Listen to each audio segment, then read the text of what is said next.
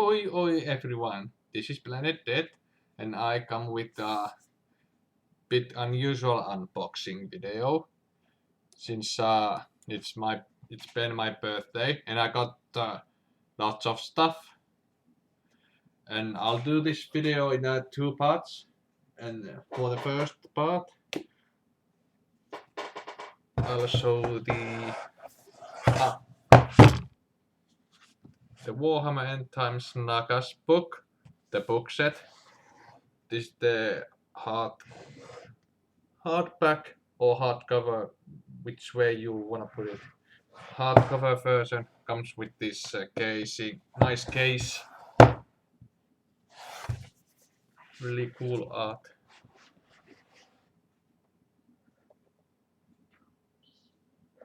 Yes, and this was from milady. And this comes, as you folks may know, the fluff book, lots of the background stuff, and the rule book with the rules for Nagas and his Mortags and other models, and the campaign instructions and so on. Yep. We might as well check out the fluff book. I've only seen tiny bit of this, but as I see, have this book like right here. The artwork is rather impressive, and I haven't read all that much, but the storytelling is really, the narration is really great. I like it a lot. So this comes, at least the sort of an introduction chapter has lots of these pictures from the Empire, Skaven, the High Elves, and them Chaos Boys. And actually there's an of the Lizard Man. And yeah, there's some introduction to the end times, and I thought to at least to get my hands on this one. Here's some further introduction, like from many perspectives, like as there was earlier. Which faction?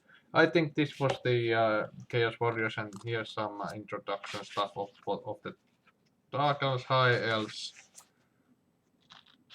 Yeah, High Elves still, and of the Empire, Britonia, I think.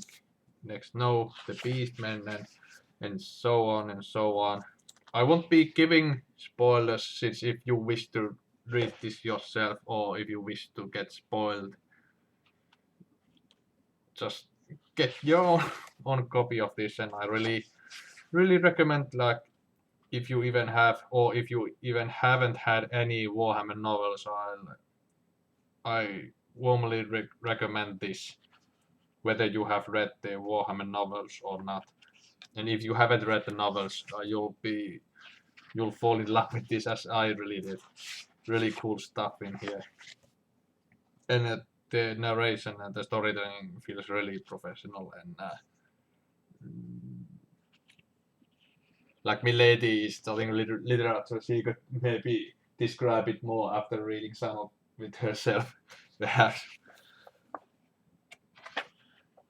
But so after this introduction section, there isn't all that much to it. This has chapters like this. Some startup with to this, and you can see that there is some date, somewhat accurate date put here, like in which time this chapter spans, or the span of the chapter, like how much time it takes. There is how much time there is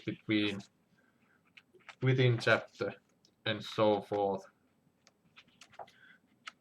This comes with some maps, and I thought that some of the stuff would have been in the rule book itself, but there is some description of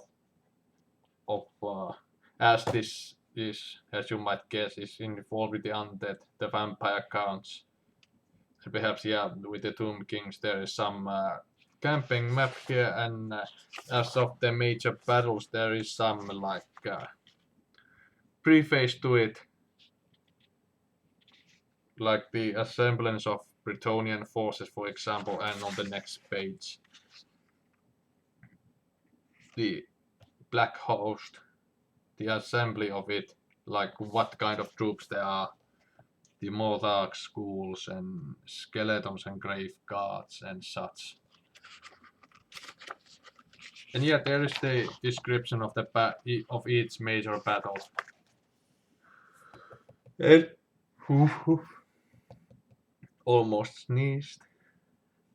There's also some sort of a battle map you used to see on the. If you've read any of the older White Dwarfs, you used to see lots of these when they did the battle reports. I don't know why they don't do this stuff anymore. I've always liked these. So yeah, there isn't all that much to this book, except shitload of fine artwork. Some of this is new and some of this is old.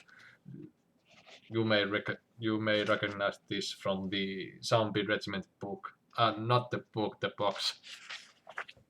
So yeah, there's some old and some new art. And yeah, of course, really fancy looking miniature setups here, giving the look of the army. And of course, you on some pictures of Nagas, especially, yep, on chapter 2, which involves Nagas. So yeah, there isn't all that much to this. You might as well check out the rule book. Really not as nice and fat book as the fluff book, since this only has the rules for playing the for reenacting the fights and the battles and the special rules for this. There's actually one campaign mission in which it is required that you have the Triumph and Treachery copy, which I do have. So there are some special rules, actually, like how to play some scenarios which take place underground, as I've understood, and there's some extra rules for like haunted forest and haunted garden or more, which looks really interesting, rather interesting. And yes, there's the rules and stuff for the new Lore of Magic, the Lore of Undeath, which involves raising the dead literally. It's way more. I haven't read all of this, but it really seems to focus pretty much on raising the dead and just spamming lots of undead.